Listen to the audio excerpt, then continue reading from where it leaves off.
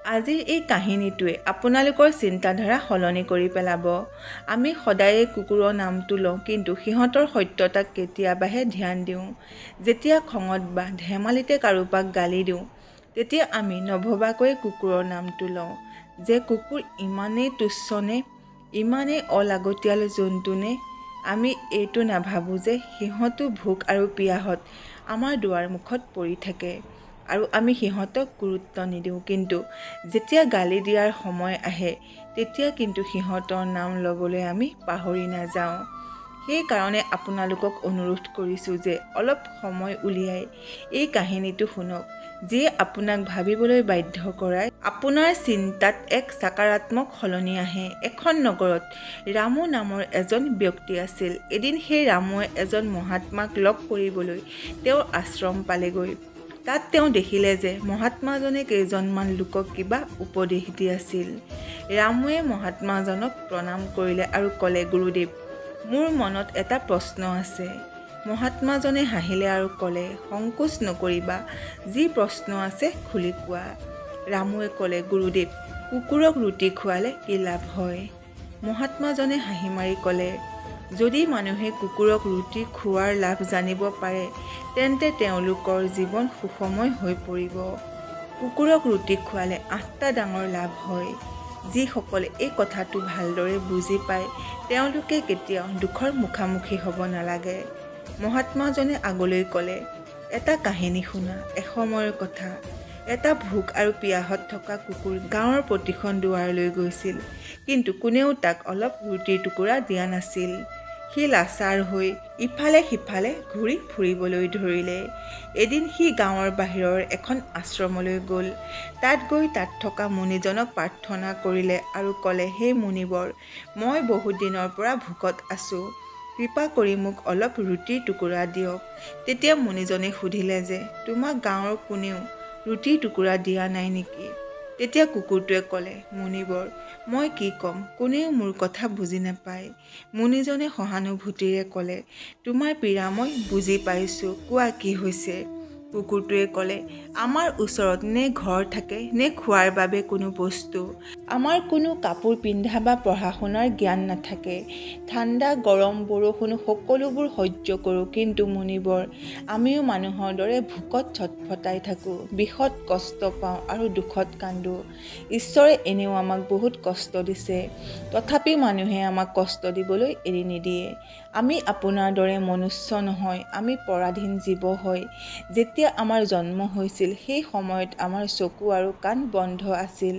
আমি এইটোও ক'ব নোৱাৰোঁ যে আমাৰ জন্মৰ সময়তো তেনেকৈ আনন্দ হয়, যেনেকৈ আপোনালোকৰ জন্মৰ সময়ত হয়। নাচ গান গাই বজাই সকলোৱে ফূৰ্তি কৰে, সকলোৱে আনন্দ কৰে। আমাৰ জন্মৰ সময়তো জানো কোনোৱে এনেদৰে আনন্দ কৰে? যেতিয়া মই জন্ম হৈছিলোঁ, তেতিয়া ভাবিছিলোঁ যে মই কোনো ধনী ঘৰত জন্ম হৈছোঁ, কিয়নো যিখিনি ঠাইত মই জন্ম হৈছিলোঁ, সেই ঠাইখিনি বৰ কোমল আৰু সুৰক্ষিত যেন অনুভৱ হৈছিল। কিন্তু যেতিয়া মই চকু মেলিব পৰা হ'লোঁ, মোৰ মা, যাক আপোনালোকে কুকুৰজনী বুলি কয়, মোক সাৱটি ধৰি নিজে এখন পুৰণা কাপোৰৰ ওপৰত শুই আছিল। আমি 5টা ভাই আছিলোঁ, বাকী 4টা ভাই ৰঙা আৰু বগা ৰঙৰ আছিল। মই অকলে ক'লা ৰঙৰ আছিলোঁ। সকলোতকৈ কমজুৰি আৰু সৰু ময়েই আছিলোঁ। আমাৰ মায়ে আমাক খুব কমকৈ লগ পাইছিল। মায়েও নিজৰ কাৰণে ভোজন যোগাৰ কৰিব লগা হৈছিল। যদি মা ভোকত থাকে, তেন্তে আমাক গাখীৰ কেনেকৈ খুৱাব? এজনী মাক হোৱাৰ বাবেই আমাৰ লালন পোষণৰ ধ্যান ৰাখিছিল। বেচেৰীয়ে ভোজনৰ বাবে ইফালে সিফালে ঘূৰি ফুৰিছিল। কেতিয়াবা পাইছিল আৰু কেতিয়াবা নাপাইছিল। ৰাতি নোখোৱাকৈ মায়ে গাঁৱৰ পহৰা দিছিল। কোনো অচিনাকি ব্যক্তিয়ে গাঁৱত সোমাবলৈ সাহস কৰা নাছিল। লগতে অন্য গাঁৱৰ কুকুৰবোৰো ভয়ত সেই গাঁৱলৈ অহা নাছিল। যদি কোনো কৃষকৰ খেতিত অন্য কোনো জন্তু সোমাই ফচল নষ্ট কৰিবলৈ চেষ্টা কৰে, তেতিয়া মায়ে সিহঁতক দৌৰি গৈ খেদি দিছিল। ইমানবোৰ কৰাৰ পিছতো গাঁৱৰ মানুহে আমাৰ মাক খাবলৈ একো দিয়া নাছিল। উপায়হীন হৈ কেতিয়াবা কঢ়া-জোৰা কৰিব লগা হৈছিল। যদি মানুহে মাক এনেকুৱা কৰা দেখে, তেন্তে লাঠিৰে মাৰি পঠিয়াই দিছিল। কেতিয়াবা বেচেৰীয়ে ভোক আৰু পিয়াহতেই থাকিব লগা হৈছিল। হে মুনিবৰ, ভোকটো আমাৰো আপোনাৰ দৰেই লাগে, লগতে আমাৰ মাৰো আমাৰ চিন্তা আছিল। সেইকাৰণে আমাৰ লালন পালনৰ কাৰণে মা সদায়ে চিন্তাত আছিল। গাঁৱৰ মানুহে দেখিও বুজিবলৈ চেষ্টা কৰা নাছিল। উপায় নাপাই মনে মনে আনৰ ঘৰত সোমাই গৈছিল আৰু যদি কিবা খোৱা বস্তু পায় সেয়া খায়ে নিজৰ ভোক কমাইছিল। যদি কেতিয়াবা মানুহে এনেকুৱা কৰা দেখা পায় তেন্তে লাঠি লৈ মাৰ পিছে পিছে দৌৰে। কিছুমান কঠোৰ মানুহেতো মাক ঘৰৰ ভিতৰত বন্ধ কৰি পিটিছিল। আমাৰ মাৰ বেয়া অৱস্থা কৰি দিছিল। হে মুনিবৰ, আমাৰ মায়ে কাৰোবাৰ কি অনিষ্ট কৰিছিল? মায়ে কেৱল ভোক লগাৰ কাৰণেহে ভোজন চুৰ কৰিছিল। চুৰ কৰাটো মাৰ কোনো চখ নাছিল, কিন্তু পাপী পেটে আমাক এইবোৰ কৰিবলৈ বাধ্য কৰে। এদিনৰ কথা, বহু ডাঙৰকৈ বৰষুণ দিছিল আৰু ঠাণ্ডা বতাহ দি আছিল।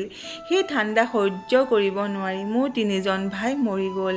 সেইদিনা আমাৰ মায়ে বহুত কান্দিছিল, কিন্তু মানুহে আমাৰ পীড়া বুজি নাপালে, কিয়নো সিহঁতৰ ল'ৰা ছোৱালী জানো মৰিছিল। তাৰ পিছত সেই কুকুৰটোৱে ক'লে যে হে মুনিবৰ, এতিয়া কেৱল মাত্ৰ আমি 2 ভাই আছিলোঁ। আমাৰ মায়ে আমাক ভালদৰে চোৱা চিতা কৰিবলৈ ধৰিলে। এদিন সেই গাঁৱৰে এজন ধনী লোকৰ ঘৰত কিবা পাতিছিল। তাত কেইবা ধৰণৰো মিঠাই বনোৱা হৈছিল। লোকজনৰ ঘৰত বহুত আলহী আহিছিল। আমাৰ মায়ে খাদ্য বিচাৰি বাৰে বাৰে তালৈ গৈছিল, কিন্তু মানুহে মাক খেদি দিছিল। কাৰোৰে মাৰ ওপৰত এইকণো দয়া উপজা নাছিল যে মাক মাত্ৰ এখন ৰুটিয়ে দিয়ক। এখন ৰুটি দিলে সিহঁতৰ কি কমি যাবনো? মোৰ মায়ে বাৰে বাৰে সেই লোকজনৰ ঘৰলৈ যায় আৰু দূৰত থিয় হৈ চাই থাকে। যেতিয়া সকলোৱে খাবলৈ বহিলে আৰু ভোজন দিবলৈ আৰম্ভ কৰিলে আৰু আমাৰ মায়েও তালৈ গৈ নেঙুৰ লৰাবলৈ ধৰিলে, তেনেতে ভোজন দি থকা লোকজন কিবা কামত ভিতৰলৈ গ'ল। মোৰ মায়ে ৰুটি আনিবলৈ লাহে লাহে আগুৱাই গ'ল আৰু তেনেতে অন্য এজন লোকে তেওঁক দেখিলে আৰু চাৰিওফালৰ পৰা মানুহে চিঞৰ বাখৰ কৰি মাৰ ফালে খেদি আহিলে। মোৰ মায়ে ভয় খালে আৰু পলাবলৈ ধৰিলে, কিন্তু মায়ে তাৰ পৰা ওলাই অহাৰ কোনো ৰাস্তা দেখা নাপালে, কিয়নো সন্মুখৰ পৰা মানুহবোৰে লাঠি লৈ আহিছিল। ভয়তে মোৰ মায়ে ভোজন কৰি থকা মানুহৰ ওপৰেৰে জাপ মাৰি তাৰ পৰা ওলাই গ'ল। হে মুনিবৰ, মোৰ মা ইমান দোষী নাছিল যিমান তাত ভোজন কৰি থকা লোকসকল আছিল। তাৰ পিছত সকলোৱে থিয় হৈ পৰিল আৰু ক'বলৈ ধৰিলে, কুকুৰজনী পাৰ হৈ যোৱাৰ বাবে ভোজন নষ্ট হৈ গৈছে।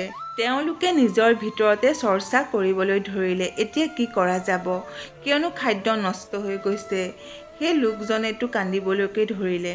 কিছুমান লোকেতো ক'বলৈ ধৰিলে যে কুকুৰটোৱে পাৰ হোৱাৰ কাৰণে ভোজন কিয় নষ্ট হ'ব? সি খোৱা বস্তুততো মুখ দিয়া নাই, সি কেৱল ওপৰেৰে জাপ মাৰি গৈছে।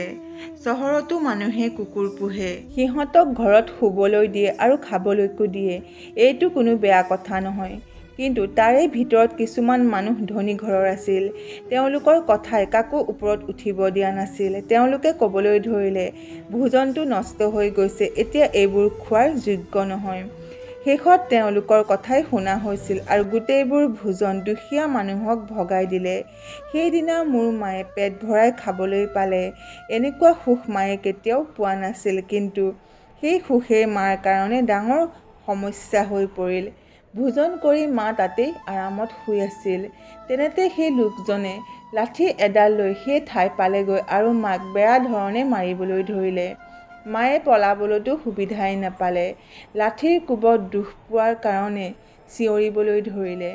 মাৰ চিঞৰ শুনি পাথৰো গলি যায়, কিন্তু সেই নিৰ্দয় লোকজনৰ অলপো বেয়া নালাগিছিল। তেওঁ অহৰহ মাৰিবলৈ ধৰিলে। মাৰ চিঞৰ গোটেই গাঁৱতে বিয়পি পৰিল। তাৰ পিছত কিছুমান মানুহ তালৈ আহিল আৰু লোকজনক ক'লে, বাদ দিয়ক, ভোকততো মানুহৰো বুদ্ধি নষ্ট হয়। এইটোতো এটা জন্তু হয়, ই ভাল বেয়া কি বুজি পায়। এতিয়া ইয়াক মাৰি আপুনি কি পাব? সকলোৱে কোৱাৰ পিছত লোকজনে তাইক মাৰিবলৈ এৰি দিলে। বহুত কষ্টৰে মায়ে আমাৰ ওচৰলৈ আহিল আৰু আমাক গোটেই কাহিনীটো ক'লে। আমি 2টা ভাইয়ে ভাবিলোঁ যে কুকুৰৰ জীৱন কিমান কষ্টকৰ হয়। মানুহে অলপ ৰুটি টুকুৰাৰ কাৰণে আমাক চোৰৰ দৰে মাৰপিট কৰে। কিমান নিদাৰুণ হয় মানুহ, যিয়ে আমাৰ পীড়া বুজি নাপায়। তাৰ পিছত সেই কুকুৰটোৱে ক'লে, হে মুনিবৰ, এদিনৰ কথা, সেই গাঁৱৰে বাহিৰত এজন ব্ৰাহ্মণে বাস কৰিছিল।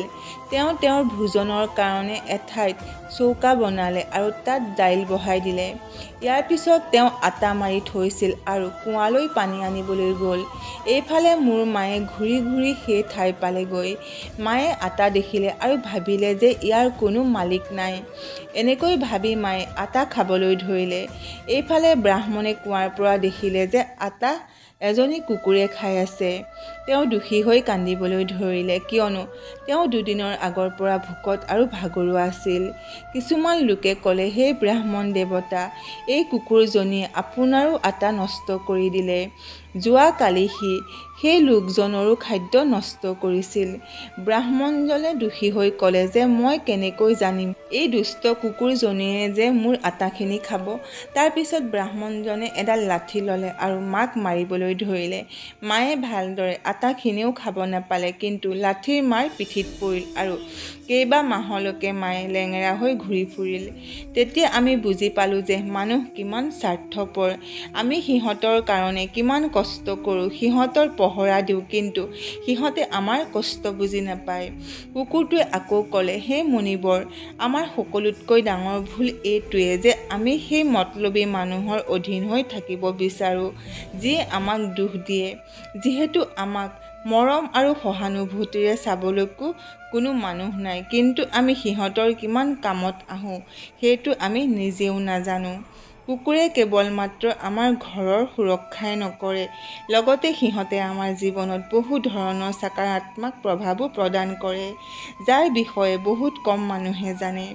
মহাত্মাজীয়ে কৈছিল যে যদি মানুহে কুকুৰক ৰুটি খোৱাৰ মহত্বক বুজি পায়, তেন্তে তেওঁ জীৱনৰ বহু সংকটৰ পৰা ৰক্ষা পৰিব। আজি আমি আপোনাক ক'ম যে কুকুৰক ৰুটি খোৱাৰ 8টা এনেকুৱা লাভ যিটো জানি আপুনিও আচৰিত হৈ পৰিব। যাৰ ঘৰত ৰুটি বনোৱা হয়, তেন্তে পুৰণা পৰম্পৰাৰ অনুসৰি প্ৰথম ৰুটি গাইৰ কাৰণে আৰু শেষৰখন ৰুটি কুকুৰৰ কাৰণে ৰখা হৈছিল।